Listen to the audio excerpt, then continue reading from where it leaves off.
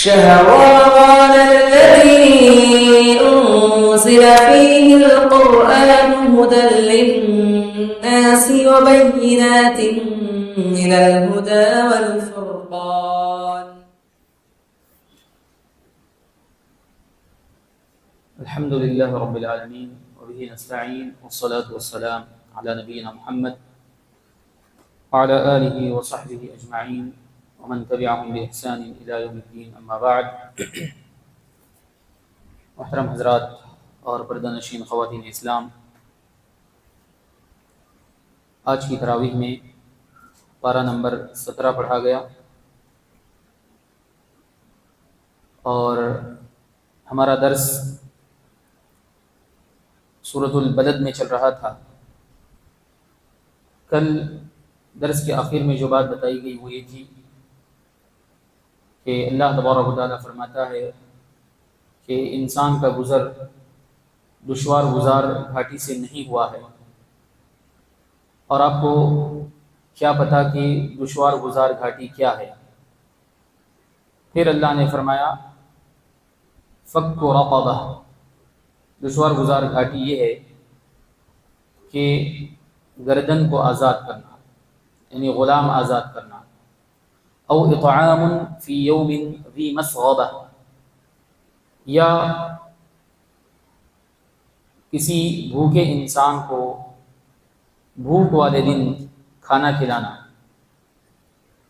یتیما ذا مقربہ، رشتہ دار یتیم کو کھانا کھلانا. او مسکینا ذا متربہ، یا ایسے مسکین کو کھانا کھلانا جو خاک نشین ہو، یعنی جس کے پاس کچھ نہ ہو سوائے مٹی کے، کچھ نہ ہو، یعنی بالکل نادار قسم کا انسان، بالکل نادار قسم کا غریب انسان. تو دشوار گزار گھاٹی سے انسان کا گزر نہیں ہوا ہے، یعنی نیکی کرنے کے لیے انسان کو جن دشواریوں کا سامنا کرنا پڑا ہے اور نیکی کے لیے انسان کو جن مشکلات کا سامنا کرنا پڑتا ہے، ان مشکلات سے انسان ابھی نہیں گزرا ہے. اب نیکی کی چند مثالیں بیان کی گئیں کہ غلام آزاد کرنا. غلامی کا جب زمانہ ہوتا تھا تو بہت سارے لوگ غلامی کے اندر ہوتے تھے، غلام بنے ہوتے تھے. تو ان غلاموں کو آزاد کرنا بڑی فضیلت والا عمل ہے، اور اسلام نے غلام کو آزاد کرنے کی بڑی فضیلت بتائی ہے، اور غلاموں کو آزاد کرنے کی ترغیب دلائی ہے لوگوں کو.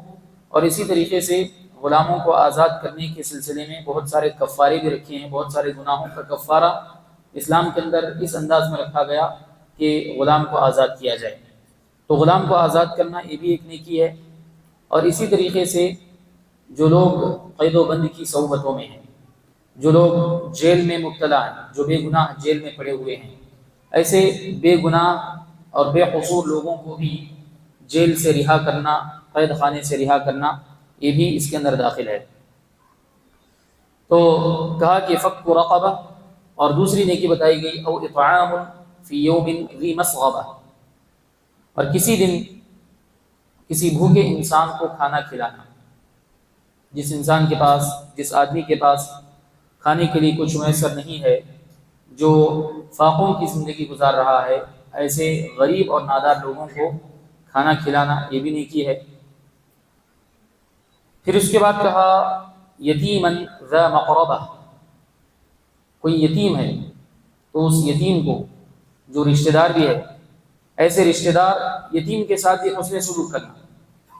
یتیم حسن سلوک کا مستحق ہے ہی، یتیم کے ساتھ اچھا سلوک کرنا اس کی عام تعلیم دی گئی ہے. اللہ کے نبی صلی اللہ علیہ وسلم نے فرمایا کہ انا وکافل الیتیم ہکذا فی الجنہ، کہ میں اور یتیم کی کفالت کرنے والا ان 2 انگلیوں کی طرح جنت میں قریب قریب ہوں گے. تو یہ یتیم کی کفالت کرنے کا یا یتیم کے ساتھ حسن سلوک کرنے کا عمومی حکم شریعت کے اندر دیا گیا، مگر یہاں پر بتایا گیا کہ یتیما ذا مقربہ، وہ یتیم بھی ہے اور رشتہ دار بھی ہے. یتیم بھی ہے، رشتہ دار بھی ہے. تو ایسے یتیموں کے ساتھ حسن سلوک کا رتبہ اور بھی زیادہ ہے، اور ایسے یتیم لوگ جو ہمارے رشتے میں ہیں وہ ہمارے حسن سلوک کے اور بھی زیادہ حقدار ہیں. ایک تو یتیم ہونے کی وجہ سے وہ حقدار ہیں، اور دوسرا رشتہ داری کا حق بھی ان کے اوپر ہمارا ہے. تو یہ رشتہ داری کا حق بھی ہم پر ان کا ہے. تو یہ دو اعتبارات سے وہ ہمارے حسن سلوک کے مستحق بنتے ہیں. پھر کہا کہ او مسکینا ذا متربہ، کسی مسکین کو کھانا کھلانا. یہ سب نیکیوں کا ذکر کیا. پھر اس کے بعد اللہ تبارک و تعالیٰ نے جو اصل نیکی ہے جس کے بغیر یہ ساری نیکیاں بیکار ثابت ہوں گی، جس کے بغیر یہ ساری نیکیاں بے حیثیت ثابت ہوں گی، اس نیکی کا ذکر کیا. ثم كان من الذين آمنوا وتواصوا بالصبر وتواصوا بالمرحمة، پھر وہ شخص ایسے لوگوں میں سے ہو جو ایمان لاتے ہیں اور آپس میں صبر کی تلقین کرتے ہیں اور آپس میں رحم دلی کی تلقین کرتے ہیں. تو یہ یتیموں کو کھانا کھلانا، حقوق العباد کا خیال رکھنا، یہ اسلام کی نیکیوں میں سے ہے. مگر ان تمام نیکیوں سے اصل نیکی اور ان تمام نیکیوں سے بڑی نیکی ایمان اور توحید کی نیکی ہے. اس لیے اس کا بھی ذکر کیا گیا کہ ساتھ میں آدمی صاحب ایمان ہو، ایمان اس کے سینے میں ہو، اللہ پر ایمان رکھتا ہو، اللہ کی توحید کا اقرار کرنے والا ہو، اور اسی طریقے سے اللہ تبارک و تعالیٰ کے دین پر عمل کرتے ہوئے جو مشکلات اس کو آتی ہیں اس پر صبر کرنے والا ہو، خود بھی صبر کرتا ہو اور دوسروں کو بھی صبر کی تلقین کرتا ہو. ثم كان من الذين آمنوا وتواصوا بالصبر وتواصوا بالمرحمة. اس کے بعد فرمایا اولئک اصحاب المیمنہ، یہی وہ لوگ ہیں جو دائیں طرف کے ہیں، یعنی یہی وہ لوگ ہیں جو کامیاب ہیں، جن کو دائیں ہاتھ میں ان کا نام اعمال دیا جائے گا. اور اس کے بعد جو ناکام ہوں گے قیامت کے دن ان کا تذکرہ کیا گیا کہ والذین کفروا بآیاتنا ہم اصحاب المشأمہ، کہ جو لوگ ہماری آیتوں کا انکار کرتے ہیں اور ہماری آیتوں کو جھٹلاتے ہیں تو یہی لوگ بائیں طرف والے بد نصیب ہیں.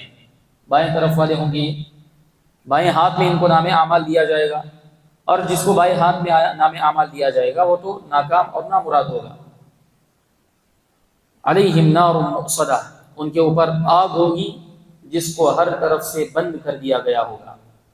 آگ ان کے اوپر ڈال دی جائے گی اور آگ میں ان کو داخل کر دیا جائے گا. پھر اس کے بعد آگ کو بند کر دیا جائے گا. اب اس آگ کے شعلے، اس آگ کی چنگاریاں کہیں باہر نہیں جائیں گی، بلکہ انہی لوگوں کو جلائیں گی اور انہی لوگوں کو وہ آگ کے شعلے ان کے اوپر بھڑکیں گے. علیہم نار مؤصدہ، کہ ان کے اوپر ایسی آگ ڈال دی جائے گی جس کو ہر طرف سے بند کر دیا گیا ہوگا. تو یہ ان لوگوں کا حال اور انجام بتایا گیا جو اللہ کی آیتوں کے ساتھ کفر کرتے ہیں اور اللہ کی آیتوں کو جھٹلاتے ہیں. اس کے بعد دوسری صورت ہے سورۃ الشمس. اللہ سبحانہ و تعالیٰ اس صورت کے شروع میں بھی اپنی کچھ مخلوقات کی قسم کھاتا ہے. اللہ فرماتا ہے والشمس وضحاها، قسم ہے سورج کی اور اس کی روشنی کی. قسم ہے سورج کی اور اس کی روشنی کی، یا قسم ہے سورج کی اور اس کی حرارت کی. سورج اللہ تبارک و تعالیٰ کی عظیم مخلوق ہے. یہ سورج ایسا ستارہ ہے کہ زمین سے کروڑوں کلومیٹر کی دوری پر ہے، لیکن اس کے باوجود بھی زمین تک اس کی روشنی پہنچتی ہے، اس کی دھوپ پہنچتی ہے، اس کی تپش پہنچتی ہے. اور یہ سورج جب دن میں طلوع ہوتا ہے تو اسی وجہ سے دنیا کے اندر روشنی آتی ہے. اگر سورج طلوع نہ ہو تو پھر اندھیرا رہے گا. اور یہ سورج اتنی بڑی نعمت ہے کہ اگر سورج نہ ہوتا تو روشنی پیدا کرنے کے لیے کتنی زیادہ توانائی کی ضرورت پڑتی، کتنے زیادہ کرنٹ کی ضرورت پڑتی. مگر اس سورج کی وجہ سے ایک کرنٹ کی، بہت سارے کرنٹ کی بچت ہو جاتی ہے اور لوگوں کو دن کے وقت بجلی اور کرنٹ کی ضرورت نہیں پڑتی ہے. اور اسی طریقے سے سورج کی حرارت اور تپش کی قسم اس لیے بھی کھائی گئی کہ سورج کی حرارت اور تپش سے بہت سارے فائدے حاصل ہوتے ہیں. انہی میں سے ایک فائدہ یہ بھی ہے کہ اسی سے فصلیں پکتی ہیں، اسی سے پھل پکتے ہیں، اور پھلوں کے پکنے میں سورج کی گرمی مددگار اور معاون ثابت ہوتی ہے.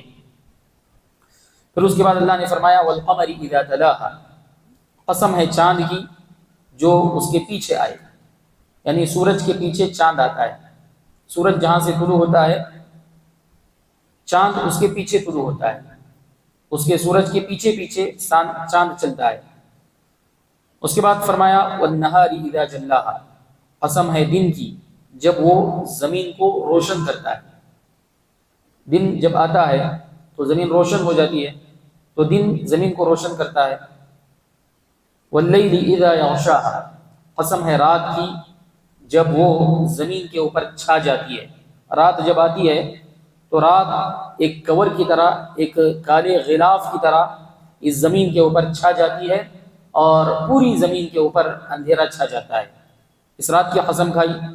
والسماء وما بناها، قسم ہے آسمان کی اور اس کو بنانے والے کی۔ والسماء وما بناها، قسم ہے آسمان کی اور اس کو بنانے والے کی۔ اللہ تبارک و تعالیٰ نے خود اپنی قسم کھائی ہے۔ بنانے والا اللہ تبارک و تعالیٰ ہے، آسمان کو بنانے والا، تو اللہ تعالیٰ نے خود اپنی ذات کی قسم کھائی۔ یا اس کا ایک معنی یہ بھی ہے کہ قسم ہے آسمان کی اور اس کی بناوٹ کی۔ اللہ تعالیٰ نے جس انداز میں آسمان کو بنایا ہے، جس خوبصورتی کے ساتھ، جس اچھے انداز میں آسمان کو بنایا ہے، بغیر سکون کے اور بغیر کسی خلل کے آسمان کو جو اللہ نے بنایا ہے، اس بناوٹ کی قسم ہے۔ پھر اس کے بعد والارض وما طحاها، قسم ہے زمین کی اور اس ذات کی جس نے اسے ہموار کیا ہے۔ یہاں پر بھی اللہ نے اپنی قسم کھائی۔ اور دوسرا معنی اس کا وہی ہے کہ قسم ہے زمین کی اور اس کو ہموار کرنے کی۔ اللہ تعالیٰ نے جو ہموار کیا ہے زمین کو، بالکل ہموار انداز میں بنایا ہے، جس کے اوپر انسان چل پھر سکتا ہے اور انسان اس کے اوپر آسانی کے ساتھ زندگی بسر کر سکتا ہے۔ پھر اللہ تعالیٰ قسم کھاتا ہے وَنَفْسٍ وَمَا سَوَّاهَا، قسم ہے نفس کی اور اس کو درست بنانے کی۔ اللہ تعالیٰ نے قسم کھائی ہے نفس کی۔ اس نفس سے مراد سارے انسانوں کے نفس ہیں۔ سارے انسانوں کے نفس کی اللہ سبحانہ و تعالیٰ نے قسم کھائی کہ اللہ تعالیٰ انسانی نفوس کی قسم کھاتا ہے، جن انسانوں کے نفوس کو اللہ تبارک و تعالیٰ نے ٹھیک ٹھاک بنایا ہے۔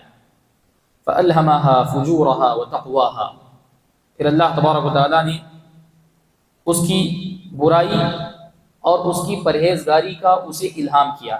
نفس کے اندر اللہ تبارک و تعالیٰ نے اس کی برائی اور اس کی پرہیزگاری کا الہام کیا۔ مطلب یہ ہے کہ انسان کو اللہ سبحانہ و تعالیٰ نے نیکی اور بدی کی پہچان کروائی، اچھائی اور برائی کی پہچان کرائی۔ نیکی کیا ہے، برائی کیا ہے، اچھا راستہ کون سا ہے، برا راستہ کون سا ہے، یہ دونوں چیزیں اللہ تبارک و تعالیٰ نے انسان کو دے دی ہیں۔ اور انسان کے نفس میں بھی اللہ سبحانہ و تعالیٰ نے دونوں قسم کے جذبے رکھے ہیں۔ نیکی کرنے کا جذبہ بھی انسان کے نفس میں رکھا گیا ہے، اور انسان کا نفس انسان کو برائیوں کی طرف بھی دعوت دیتا ہے۔ یہ دونوں چیزیں اللہ تعالیٰ نے رکھی ہیں تاکہ انسان کی آزمائش ہو سکے، انسان کی آزمائش ہو سکے، اس لیے اللہ تعالیٰ نے دونوں چیزیں رکھی ہیں۔ اگر دونوں میں سے ایک ہی چیز رکھی جاتی کوئی، تو پھر انسان کی آزمائش مکمل نہ ہو پاتی۔ اللہ تبارک و تعالیٰ نے فرشتوں کے اندر صرف نیکی کا جذبہ رکھا ہے۔ گناہ فرشتے نہیں جانتے، گناہ سے ناآشنا ہے فرشتے، گناہ کا جذبہ فرشتوں کے اندر اللہ تعالیٰ نے نہیں رکھا۔ اور اسی طریقے سے شیاطین کے اندر اللہ تبارک و تعالیٰ نے صرف برائی کا جذبہ رکھا ہے، نیکی کا جذبہ ان کے اندر نہیں۔ مگر انسان ایسی مخلوق ہے جس کو اللہ تعالیٰ نے نیکی کا جذبہ بھی دیا ہے اور برائی کا جذبہ بھی دیا ہے۔ اب امتحان انسان کا اسی میں ہے کہ وہ اپنے برائی کے جذبے کو کہاں تک دباتا ہے اور نیکی کے جذبے کو کہاں تک انسان فروغ دیتا ہے، نیکی کے جذبے کو انسان کیسے آگے بڑھانے کی کوشش کرتا ہے۔ یہی انسان کا امتحان ہے، اور اسی امتحان کے لیے انسان کو اس دنیا کے اندر بھیجا گیا ہے۔ اس کے بعد اللہ تبارک و تعالیٰ کامیابی کا راستہ بتاتا ہے کہ انسان کے نفس کے اندر دونوں باتیں شامل ہیں، مگر کامیاب وہ انسان ہوتا ہے جو اپنے نفس کا تزکیہ کرتا ہے۔ قد افلح من زکاہا، یقیناً کامیاب ہو گیا وہ شخص جس نے اپنے نفس کا تزکیہ کیا۔ تزکیہ کا مطلب یہ ہے کہ نفس میں جو برائیاں ہیں، نفس کے اندر برائی کی جو خواہش اور تمنا ہے، اس برائی کی اس تمنا کے حساب سے انسان نہ چلے، انسان برائیوں کو انجام نہ دے، اور انسان کی انسانی نفس کے اندر نیکیاں کرنے کا جو جذبہ ہے، نیکی کی جو محبت ہے، نیکی کی جو چاہت ہے، اس کو انسان مزید آگے بڑھائے، اس کو انسان مزید مضبوط اور پختہ کرے اور نیکیوں کے میدان میں آگے بڑھتا چلا جائے۔ تو اپنے نفس کو گناہوں سے پاک و صاف کرنا، اپنے نفس کو گناہوں کی محبت سے پاک و صاف کرنا، اور اسی طریقے سے برے اخلاق، بری عادتیں اور گندے اخلاق سے اپنے نفس کو پاک و صاف کرنا، اچھے اخلاق سے اس کو آراستہ اور پیراستہ کرنا، مزین کرنا، نیکیوں سے اس کو مزین کرنا، یہ تزکیہ ہے۔ اور تزکیہ انسان کے لیے بہت ضروری ہے، نہایت ضروری ہے۔ اسی لیے اللہ سبحانہ و تعالیٰ نے کامیابی کو تزکیے کے ساتھ جوڑا ہے۔ جو شخص اپنے نفس کا تزکیہ کرتا ہے یہ کامیاب ہوتا ہے، جس کو اپنے نفس کی کوئی پرواہ نہیں ہوتی ہے، نفس کہاں جا رہا ہے، نفس کس چیز کی طرف لے جا رہا ہے، نفس میں کیا کیا باتیں پیدا ہو رہی ہیں، کس کس قسم کے جذبات اور خیالات انسان کے نفس میں جنم لے رہے ہیں، یہ سب کچھ نہیں سوچتا، بلکہ نفس جو چاہتا ہے اس کو کر گزرتا ہے۔ تو ایسا انسان کامیاب نہیں ہو سکتا۔ اسی لیے آگے فرمایا وَقَدْ خَابَ مَنْ دَسَّاهَا، یقیناً وہ شخص خسارے میں پڑ گیا جس نے اپنے نفس کو گناہوں کے نیچے دبا دیا، گناہوں تلے جس نے اپنے نفس کو دبا دیا، ایسا شخص ناکام ہو گیا، گناہ کرتا چلا جا رہا ہے۔ نفس میں جو کچھ آتا ہے، جو کچھ خواہشات پیدا ہوتی ہیں، اپنی خواہشات کو لگام دیے بغیر اپنے نفس کی پیروی کرنے لگتا ہے، نفس پرستی کے فتنے میں اگر مبتلا ہو جاتا ہے تو پھر انسان کامیابی سے دور چلا جائے گا، کامیابی کی منزل سے انسان دور سے دور ہوتا چلا جائے گا۔ اگر کامیابی حاصل کرنی ہے تو پھر تزکیہ نفس بہت ضروری ہے، اپنے نفس کی صحیح تربیت اور اپنے نفس کو صحیح رخ پر ڈھالنا یہ بہت ضروری ہے۔ اس کے بعد اللہ سبحانہ و تعالیٰ نے قوم ثمود کا تذکرہ کیا، کذبت ثمود بطغواہا، قوم ثمود نے اللہ کے احکام کو جھٹلایا اپنی سرکشی کی وجہ سے۔ جھٹلانے کا سبب کیا ہے؟ سرکشی، حد سے آگے بڑھنا۔ اللہ سبحانہ و تعالیٰ نے انسان کی ایک حد بتائی ہے، انسان کی ایک لمٹ بتائی ہے، اس لمٹ کے اندر اگر انسان رہتا ہے تو پھر انسان اللہ کے حدود کے دائرے میں رہتا ہے اور اللہ کی نافرمانی اس سے نہیں ہوگی۔ اللہ نے حلال کا ایک دائرہ بنا دیا ہے، انسان اپنے آپ کو حلال کے دائرے میں رکھے، اس دائرے کو پار کر کے حرام کے دائرے میں نہ جائے۔ انسان کو اللہ تعالیٰ نے نیکیوں کی ایک حد بتا دی ہے کہ یہ نیکیاں ہیں، اس حد میں انسان رہے، ان نیکیوں کی حد کو پار کرے گا انسان تو پھر گناہوں کے اندر چلا جائے گا اور گناہوں میں مبتلا ہو جائے گا۔ تو قوم ثمود نے حد سے تجاوز کیا، اپنی لمٹ کراس کی، اور اسی لمٹ کراس کرنے کی وجہ سے انہوں نے اللہ کے حکم کو، اللہ کے دین کو جھٹلایا۔ کذبت ثمود بطغواہا، اب یہ ان کی سرکشی کیا تھی، کس قسم کی انہوں نے سرکشی کی؟ فرمایا اذ انبعث اشقاہا، جبکہ اس قوم کا ایک بدبخت ترین انسان اٹھ کھڑا ہوا۔ اللہ سبحانہ و تعالیٰ نے حضرت صالح علیہ السلام جو قوم ثمود کے نبی تھے، صالح علیہ السلام کو معجزے کے طور پر، ان کی نبوت کی نشانی کے طور پر ایک اونٹنی کو اللہ تبارک و تعالیٰ نے دیا، جس کو ناقۃ اللہ تعالیٰ نے کہا، اللہ کی اونٹنی ہے وہ، اس کی عزت کے طور پر۔ اور اس اونٹنی کو اللہ تبارک و تعالیٰ نے قوم ثمود کی طرف بھیجا، تو اس اونٹنی کا کام اللہ تعالیٰ نے یہ بتایا کہ ایک دن اس اونٹنی کو پانی پلایا جائے تو دوسرے دن یہ اونٹنی دودھ دے گی۔ ایک دن اس اونٹنی کے پانی پینے کا دن مقرر تھا، اس دن اونٹنی پانی پیے گی، اور دوسرے دن ان لوگوں کو دودھ دے گی یہ اونٹنی، اور یہ لوگ دودھ سے فائدہ اٹھائیں گے۔ تو ایک دن ان کو اس کو پانی پلانا تھا اور ایک دن اس کے دودھ سے فائدہ اٹھانا تھا، مگر ان ظالموں نے اللہ سبحانہ و تعالیٰ کی اس نشانی کو، پیغمبر کے اس معجزے کو انہوں نے عزت کی نگاہوں سے نہیں دیکھا، اس کے ساتھ اچھا برتاؤ اور اچھا سلوک نہیں کیا۔ اور حضرت صالح علیہ السلام نے ان کو اس بات کی تلقین بھی کی کہ اس اونٹنی کے ساتھ اچھا سلوک کرو، اس اونٹنی کے ساتھ برا سلوک نہ کرو، اس اونٹنی کو تکلیف دینے کی کوشش مت کرو۔ فقال لهم رسول اللہ ناقۃ اللہ وسقیاہا، رسول اللہ نے کہا، اللہ کے رسول نے کہا حضرت صالح علیہ السلام نے کہ اس اونٹنی کو چھیڑ چھاڑ مت کرو، اس اونٹنی کے ساتھ چھیڑ چھاڑ کا معاملہ مت کرو، اس کو تکلیف دینے کی کوشش مت کرو، اور پانی پینے کی باری سے اسے نہ روکو۔ جس دن اونٹنی کا پانی پینے کا دن ہے اس دن اس کو پانی پینے دیا جائے اور اس کو پانی پینے سے نہ روکا جائے۔ یہ اونٹنی کے ساتھ اس طرح کا معاملہ کرنے کا حکم اللہ کے اس نبی نے دیا تھا، مگر انہوں نے اللہ کے نبی کی اس تعلیمات کو نہیں اپنایا۔ کہا فَكَذَّبُوهُ فَعَقَرُوهَا، انہوں نے نبی کو جھٹلایا اور اس اونٹنی کو ذبح کر دیا، اس اونٹنی کو ذبح کر دیا۔ اور پیغمبر نے ان سے کہا تھا کہ وَلَا تَمَسُّوهَا بِسُوءٍ، اس اونٹنی کو غلط ارادے سے نہ چھونا، اس اونٹنی کو تکلیف پہنچانے کے ارادے سے نہ چھونا، اگر ایسا کرو گے فَيَأْخُذَكُمْ عَذَابٌ قَرِيبٌ، اگر تم غلط ارادے سے، نقصان پہنچانے کے ارادے سے اس اونٹنی کو چھونے کی کوشش بھی کرو گے تو قریب کا عذاب تمہیں اپنی گرفت میں لے لے گا، اپنی لپیٹ میں لے لے گا۔ اس وارننگ کے باوجود، اس دھمکی کے باوجود، اس تنبیہ کے باوجود بھی ان ظالموں نے نبی کی اس نصیحت کا خیال نہیں رکھا، نبی کی دعوت کو ٹھکرایا، نبی کے احکام کو ٹھکرایا، اس کو جھٹلایا اور نبی کے معجزے کی توہین کی۔ اللہ تبارک و تعالیٰ کی اس اونٹنی کے ساتھ برا سلوک کیا اور اس کو ذبح کر دیا پکڑ کر۔ فَكَذَّبُوهُ فَعَقَرُوهَا، ذبح کرنے والا شخص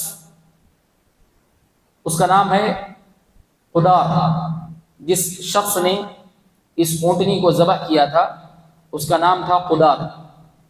یہ قدار نامی شخص نے اس اونٹنی کو ذبح کیا، مگر اللہ سبحانہ و تعالیٰ نے یہاں پر اس پوری قوم کے بارے میں بتایا کہ پوری قوم والوں نے اونٹ کو ذبح کیا، اونٹنی کو پوری قوم والوں نے ذبح کیا، حالانکہ ذبح کرنے والا شخص ایک ہی تھا، مگر قرآن یہ کہتا ہے کہ پوری قوم نے اس اونٹنی کو ذبح کیا۔ ایسا کیوں کہا گیا؟ حالانکہ ذبح کرنے والا شخص ایک ہی تھا جس کا نام قدار ہے۔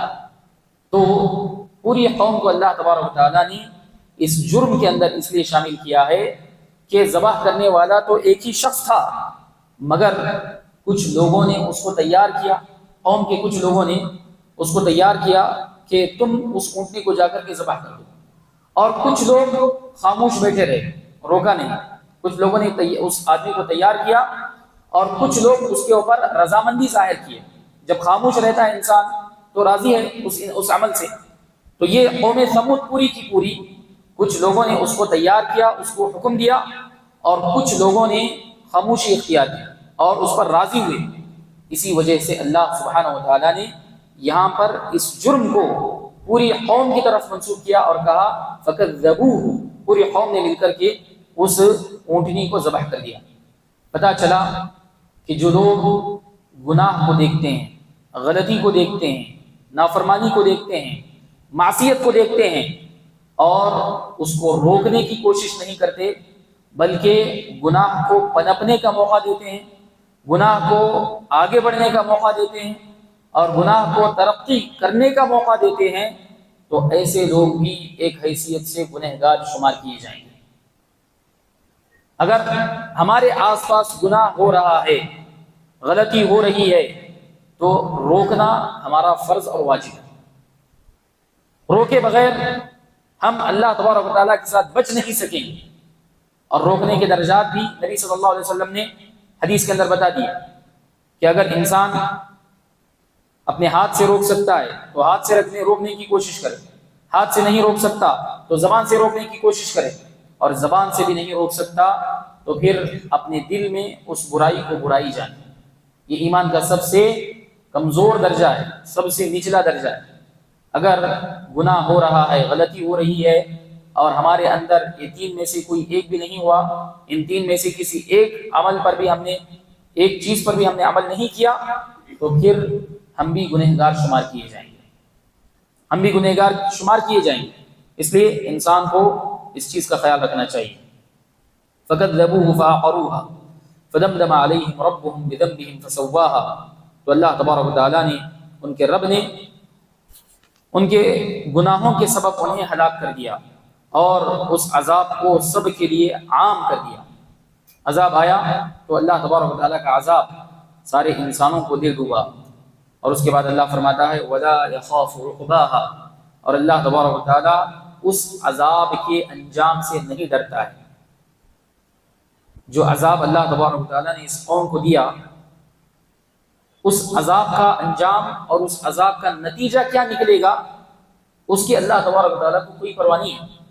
یعنی انسان، کوئی بڑا آدمی، کوئی امیر یا کوئی صاحب اقتدار اس دنیا کے اندر کسی کے خلاف کوئی کارروائی کرتا ہے تو کارروائی کرنے کے بعد پھر اس کو ڈر لگا رہتا ہے کہ کہیں یہ میرے خلاف بغاوت نہ کر دے، کہیں یہ میرے خلاف شرارت نہ کر دے۔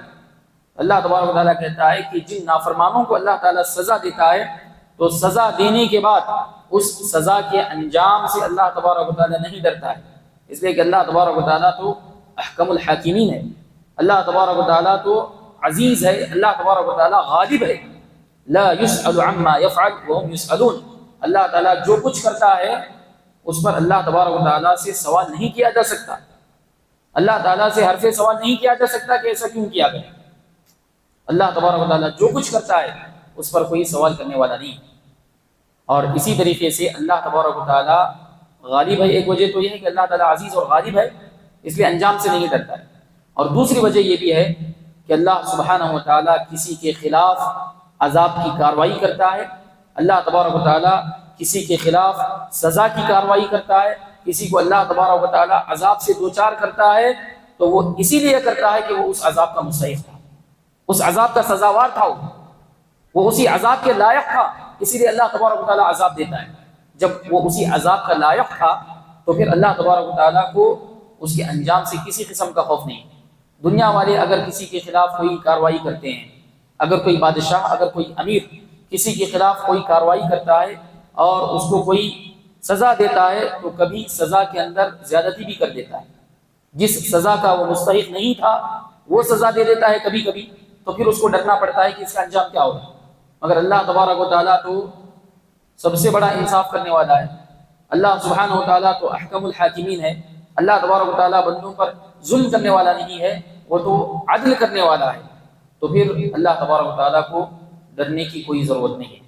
تو اس لیے کہا کہ ولا يخاف عقباها، تو یہ سورہ شمس کی مختصر سی وضاحت تھی، جس کے اندر اللہ تبارک و تعالیٰ نے یہ بتایا کہ انسان کو کامیابی حاصل کرنے کے لیے اپنے نفس کا تزکیہ کرنا ضروری ہے، اور اسی طریقے سے انسان کی ہلاکت کا سبب اور انسان پر عذاب آنے کا ایک سبب یہ بتایا گیا کہ انسان اللہ تبارک و تعالیٰ کے حدود کو توڑ دے اور حد سے تجاوز کر دے، اور جو اللہ تبارک و تعالیٰ نے حد بتائی ہے اس حد سے آگے بڑھ جائے تو یہ عذاب کو ایک قسم سے دعوت دینا ہے، اور اللہ تبارک و تعالیٰ کے عذاب کا انسان مستحق اس وجہ سے ٹھہرتا ہے۔